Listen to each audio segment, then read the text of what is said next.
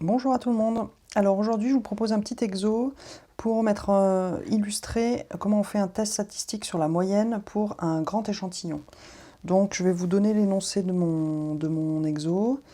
Donc je vais vous passer toute la partie description du modèle statistique, vraiment pour me concentrer sur la partie test. Donc là, on est en train de regarder un truc de banque, hein. C'est un truc qu'on a peut-être déjà vu dans d'autres vidéos sur les intervalles de confiance, je crois. Bref, donc là, on est sur les tests. Donc on a eu 167 dossiers de demande de prêt. Dossiers de demande de prêt. Donc c'est des prêts à la consommation. Et pour voir si on accorde ou pas le prêt à la consommation, on regarde un peu quel est le taux d'endettement des gens en fait. S'il est trop élevé, on ne va pas leur donner un prêt à la conso. Et s'il est assez bas, on peut leur donner en fait. Bref, on regarde s'ils sont solvables ou pas. Donc là-dessus, on a trouvé que le taux d'endettement des... Donc on a fait un échantillon, hein, ça veut dire x1 jusqu'à x167. Je ne rentre pas dans le détail de la modélisation. Et avec cet échantillon, donc n égale 167, de variables IID, machin, on a trouvé xn bar égale 31,23% de taux d'endettement. Et on a trouvé aussi un écart type observé de 2,78. Ok, donc ça c'est toutes ces mesures-là. Donc là, on n'a pas d'hypothèse sur la loi. Pas d'hypothèse sur la loi des XI. On sait juste que les XI sont IID. Hein.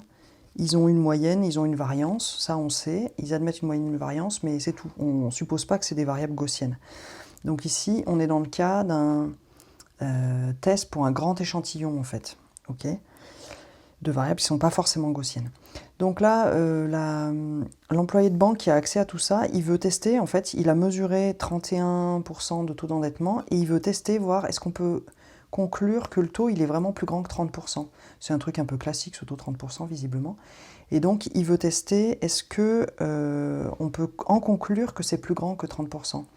Et donc, l'hypothèse qu'il va poser, c'est l'hypothèse nulle, ça va être que la moyenne d'endettement est égale à mu0. Et l'hypothèse alternative, il demande que ce soit plus grand, en fait. Est-ce qu'on peut en conclure que c'est plus grand? Donc, ici, le mu0, bien sûr, hein, c'est 30%. Et le mu, c'est la vraie IID, ici, de moyenne mu et sigma 2, pas forcément normal. Bref, donc, qu'est-ce qu'on fait dans ce cas-là? Vous avez peut-être pu voir la vidéo où vous regardez des cours et tout ça, que quand on est avec un grand échantillon et qu'on teste sur la moyenne, la stat de test qu'on va regarder, c'est celle-là, c'est t égale quoi? Racine de n, xn bar moins mu0 divisé par Sn. Et on sait que sous H0, la loi de ce truc-là est connue, sous cette hypothèse-là. T suit une loi donc asymptotique, hein, c'est pour un grand échantillon, c'est quand n est grand, suit une loi à peu près approchée n01. Donc ça va nous permettre de calculer les régions de rejet, les seuils et les choses comme ça. Donc ici, on a une hypothèse alternative qui est mu plus grand que mu0. Donc je vous invite à aller regarder la vidéo sur les régions de rejet dans le cas d'une hypothèse alternative comme ça, unilatérale supérieure. Donc on a une région de rejet du type tous les t dans R, tel que t est plus grand qu'une certaine valeur.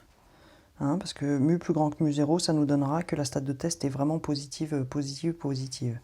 Et donc le dessin, ça nous donne un truc comme ça. On veut que t soit vraiment plus grand qu'une certaine valeur.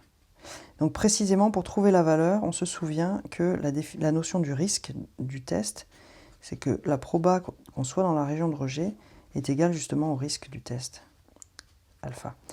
Et donc ici, on va tester à 5%, je crois, je vais juste vérifier. Ouais, voilà. On va prendre ici alpha égale 5%. Hein. C'est un peu arbitraire, on pourrait tester autre chose, ça permet d'avoir des exemples différents. Bref, donc, qu'est-ce qu'il faut qu'on fasse pour pouvoir donner la conclusion du test? On a deux choses à faire. La première chose, il va falloir qu'on calcule t, quelle est la valeur de t, et la deuxième chose, ça va être quelle est la valeur de z. Comme ça, on pourra comparer est-ce que t est plus grand ou plus petit, parce qu'on se souvient, si t est plus grand, on est dans la région de rejet, on rejette, et si t est plus petit, on n'est pas dedans, on ne rejette pas. Ok, donc il va falloir 1. Calcul de z, 2. Calcul de t, et 3. Conclusion. Alors c'est parti, calcul de Z. Calcul de Z, on sait que la proba que t soit dans la région de rejet, c'est-à-dire que t soit plus grand que z, est égale à alpha, 0,05. La proba, elle est ici, là.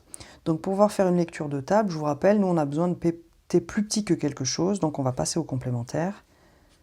T plus petit que z, ça fait 1 moins ça, et donc ça fait 0,95. Donc là, on est sur une loi normale, donc je prends ma table. Je vais aller regarder 0,95 dans ma table. Où donc est-ce donc? C'est entre les deux, là, ici, 1,645. Donc ça me donne lecture de table. Z égale 1,645. Donc voilà, on a déjà ce premier morceau-là. On va passer au deuxième morceau, calcul de t. Donc t, ça vaut ça, là. Alors, racine de n, c'est racine de 167.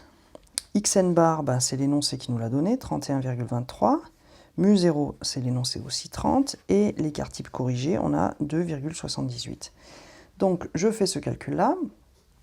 Et je trouve t observé, t observé 5,72. Alors, maintenant, on va passer à la conclusion. T observé 5,72 est bien plus grand que le seuil, 1,645. Ça veut dire T est plus grand que le seuil, et ça veut dire que T appartient à la région de rejet. Donc la conclusion, c'est que si mon observation elle appartient à la région de rejet, alors on rejette. On rejette H0 au profit de l'hypothèse alternative, qui est donc mu plus grand que 30%, au risque 5%. Voici donc la conclusion. Donc on a en gros accepté ce truc-là au risque avec 5% de risque. Voilà, donc j'espère que c'était assez clair, ce test sur la moyenne pour un grand échantillon. Je vous laisse poser des questions, mettre des commentaires si besoin, et puis je vous souhaite une belle journée de travail.